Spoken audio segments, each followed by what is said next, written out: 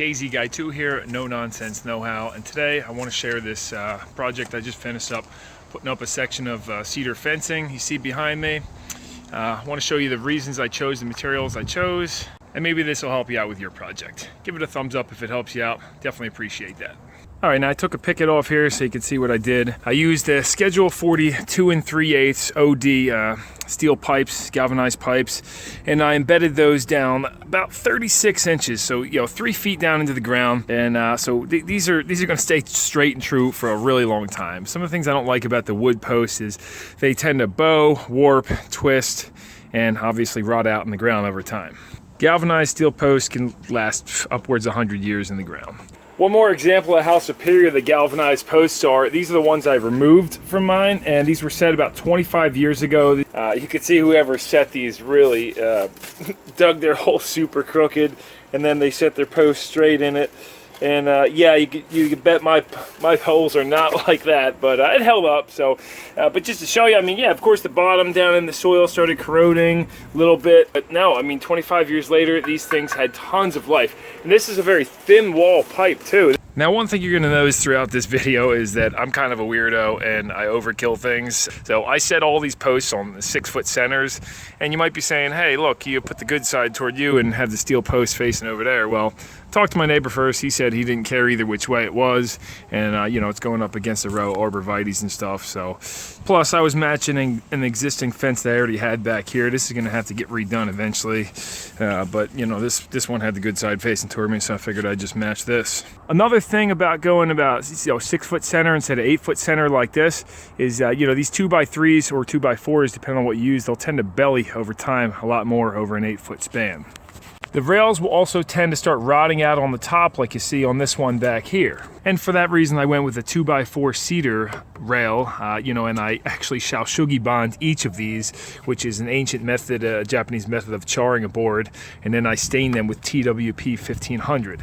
Definitely getting into some of the overkill here. Probably a waste of time, but who knows? We'll find out later. And then I mounted them to the posts with these steel brackets you see here. I'll try and find links for any of this stuff that I used in the video. And to secure the rails, you got screws on the back side and the bottom. I used 2-inch stainless steel screws, so they work pretty good. I didn't want to use the taper head, but I actually found these at the flea market for like dirt cheap, so they're stainless. They should last a really long time.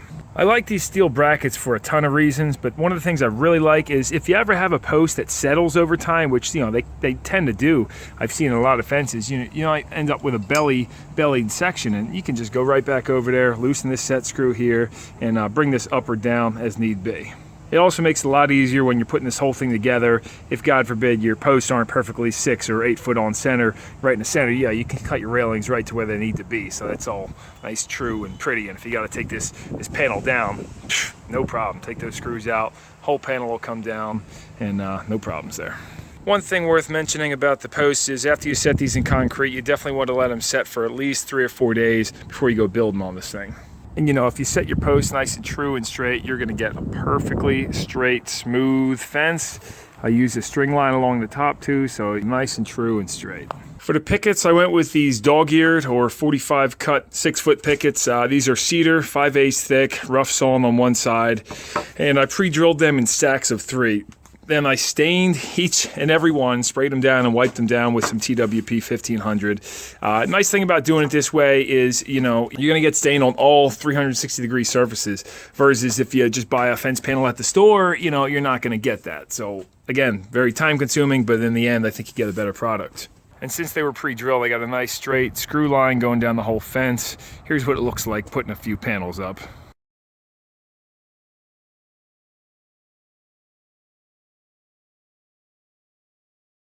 Now you might notice I kept this fence up off the ground a little bit so I get some extra height, and also you're not going to have the pickets rot out as quickly. And right here I actually brought the grade up, probably about 4 inches or so. Instead of bringing the fence down, bring the grade up. And then I used a 5/4 cedar board for the skirt boards. Just kind of slip those in. Of course, I shall SUGI bond and stain those too. Got a little crazy with it, but that way when I weed whack in the future, it's not gonna mess up the pickets, and you can easily replace those baseboards. You might be saying, man, you spent a lot of money on cedar, but I actually found a buddy of mine who was unloading this stuff really cheap. So that's one of the reasons I chose cedar too. Plus, you know, it tends to last a long time. And along the driveway here, I plan on replacing this within the next year or two anyway, so I just took some cold patch and put that there.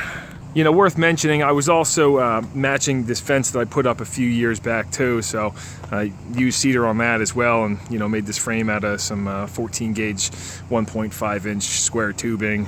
That was like a week project there. It's definitely a pain in the butt, but I really like this design. These greasable collar hinges on here that they came up with, they're actually adjustable too, so you can slide this thing up and down if you want to raise it up and put a sweep on the bottom or something like that. Another reason I like to build the fence instead of just buying panels is you can dry all these out first and pre-stain them, and then you don't end up with big gaps when they tend to dry out. Like over here, one of my neighbors has some store-bought panels, and you can see that the galvanized nails, they run down, and once these dry out, you actually get these big gaps in there. These were actually butted tight when he originally got them, but you know, when they put these together in the factory, they just grab them right out of the pile wet, slap them all together, nail them down, and that's what you end up with. Another bad thing about using nails is they like to work their way out over time. And you know, it'll do it all up and down the fence. You can see that.